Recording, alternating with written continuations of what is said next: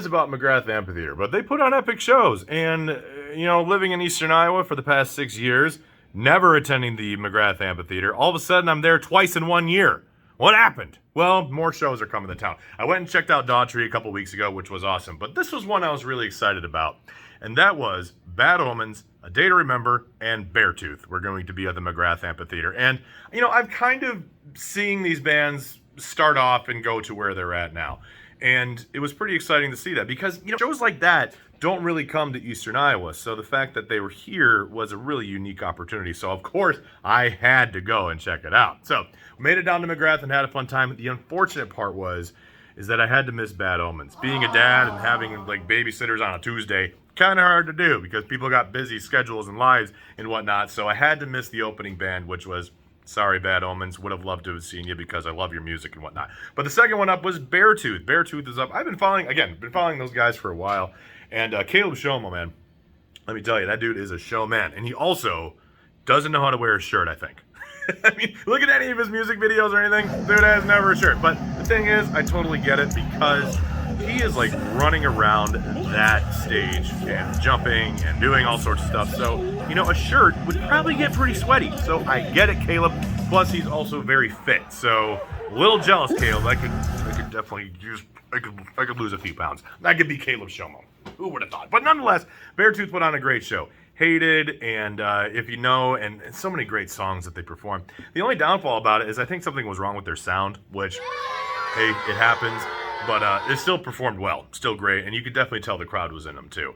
And the last band for the night was A Day to Remember, and it was kind of a full circle thing for me because when I saw them on their What Separates You From Us tour, when they released that album, I had an unfortunate situation where I kind of pissed off the band management. They were on tour with Bring Me the Horizon. Bring Me the Horizon was just coming up, and had to do meet and greets with them and whatnot. And long story short, I brought fans to the wrong area, and when you're part of that and people are going into restricted areas, yeah, things kind of go bad. So, I felt so bad. It was nothing the band did, but it was me because I screwed up. But what are you going to do? Anyway, besides that, it has nothing to do with the performance. But A Day to Remember came up to the show, and I was able to have my full circle experience. I was able to see them live again for the first time ever since that day, and they still sound so good. However, they're missing their bassist. I don't know if they just chose not to go with a bassist or a bassist is in the backstage or something like that, but they still put on a full sound no matter what. So I was a little thrown off, hey, where's the other guy, but they still put on an amazing show, all the lights, and I love the music, and they play newer stuff like Paranoia, and they also play All I Want and Second Sucks, which is one of my favorites because it's just so heavy and growly and cool. So seeing them and their whole light show and a very fun thing, it was awesome, man. I'd love to see A Day to Remember again at some point, and hopefully they make their way to eastern Iowa at some point at this time. So yeah, pretty excited about that, and it was a ton of fun at the show. And the fact that I got to see 2 shows at McGrath Amphitheater in 1 year is saying something. But one more thing I want to point out about the show too was the fans. The vibe of the fans was so cool because, I go to a lot of shows and in various age ranges and all the above, and this was kind of the same thing too. But I felt like I was among my people. And what I mean by that is black t-shirts, black skirts, just everyone wearing black, piercings, tattoos, everyone just having fun and rocking out, and it was just so cool because, again, these bands don't really tour around here a lot, so you don't see that type of fan come out to a show a lot.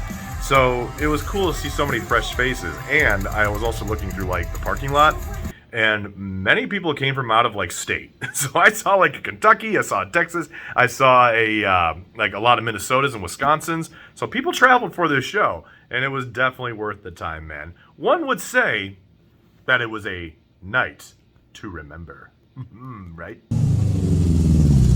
Brought to you by the Biker Lawyers. Injured? Ride with us.